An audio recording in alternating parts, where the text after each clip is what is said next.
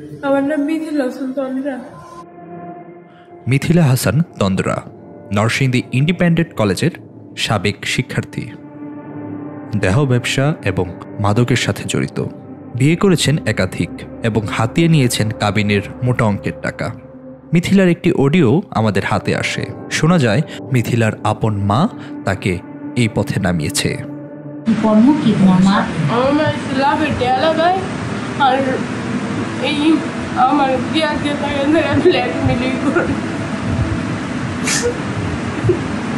সর্বশেষ বিয়ে করেছেন নিষিদ্ধ সংগঠন নরসিংদী শহর মহিলা আওয়ামী লীগের সভাপতি ফারহানা সরকার সুমার ছেলে বর্ষণ সরকারকে। বিয়ের পরেই বের হয়ে আসে থলের বিড়াল। এক এক করে জানতে পারে মিথিলার পূর্বের কাহিনী। যে নাসরিন সুলতানা, এটা হচ্ছে মেয়ের মা। আমার মাকে মেমোরি কার্ড পাঠায় পার্সেলের মাধ্যমে, কুরিয়ার পার্সেলের মাধ্যমে। ওই মহিলা আমার আম্মুকে বলে যে আপনার জন্য আমি একটা গিফট পাঠাইছি। মেয়ের মার ভাষা খুব খারাপ, ওনার কথাবার্তা খুব অন্যরকম। আমরা বর্ষণের বোনের কাছে জানতে চেয়েছিলাম মিথিলার মায়ের দেওয়া মেমোরি কার্ডের মধ্যে আসলে কি ছিল। তারপর আমরা দেখতে পাই মিথিলার সাথে কোনো একজন ব্যবসায়ীর কিছু অন্তরঙ্গ মুহূর্তের ছবি এবং ভিডিও। আমরা বর্ষণের বোনের কাছে প্রশ্ন করি কী কারণে মেমোরি কার্ড তাদের কাছে পাঠিয়েছিল। মেয়ের মা পাঠাইছে কারণ মেয়ের মা চায় যে মেয়েকে যাতে আমরা বাড়িতে জায়গা না দিই।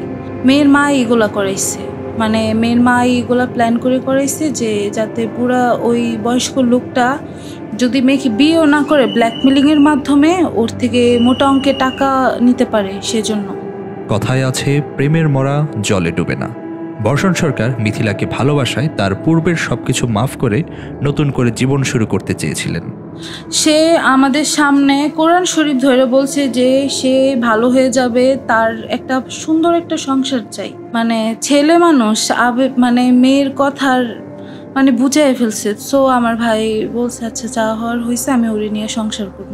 অনেক চেষ্টা করছি সংসার করার, কিন্তু বর্ষণ সরকার হয়েছেন ব্যর্থ। মিথিলা ফিরে এসেছে তার আগের রূপে। তার সাথে আমাদের নরসিংদী শহরের SM কায়ুম, তার সাথে ওই মেয়ের অবৈধ সম্পর্ক ছিল। বিভিন্ন রাজনীতিক যত নেতা আছে তাদের সাথে মা মেয়ের অবৈধ সম্পর্ক ছিল, যার প্রমাণ আমাদের কাছে আছে।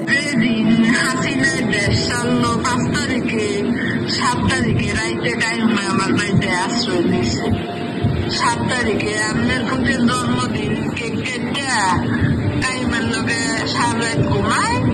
1 সপ্তাহ টাইমে আমার বাড়িতে রয়েছে। আপনার পুতের সুন্দর চ্যাট করে ঘুম পাতায় দিয়েছে। সর্বশেষ মিথিলার বলির পাঠা হলো বর্ষণ সরকারের পুরো পরিবার। কিন্তু এর আগে যে আমার আম্মু ওকে মাইনা নেয়, তার মনে একটা প্রতিহিংসা আমার মার প্রতি। সে এতদিনে গিয়া ওইটা বের করছে অ্যান্ড আমার আম্মুকে পুলিশের হাতে তুলে দিছে। আম্মুর তখন রাজনৈতিক মামলা তখন কিছুই ছিল না।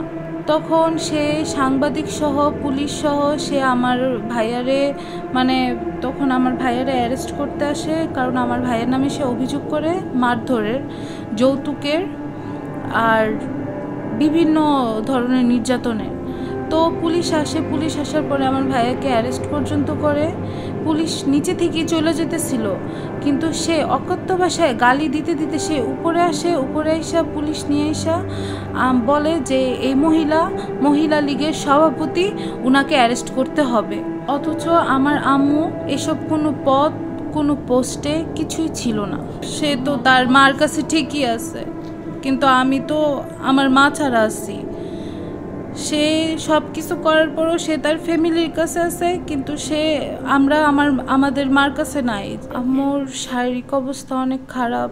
আম্মু বসতে পারে না, বসলে উঠতে পারে না, এটা হচ্ছে বড় কথা। আর আম্মুর যেহেতু থাইরয়েডের সমস্যা, আম্মুর শরীর অনেক জ্বালাপোড়া করে। আম্মু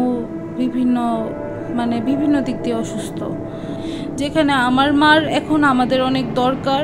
আমার মা অনেক অসুস্থ, আমার মার অনেক সেবার দরকার, চিকিৎসার দরকার। সে জায়গায় সে যায় না, শুই না, সে আমার মার সাথে এই কাজটা করছে, এই সুযোগের অপেক্ষায় ছিল। সে আমার পরিবারটাকে ধ্বংস করে ফেলছে। আমি এটারই বিচার চাই, এটারই সবার কাছে সহায়তা চাই।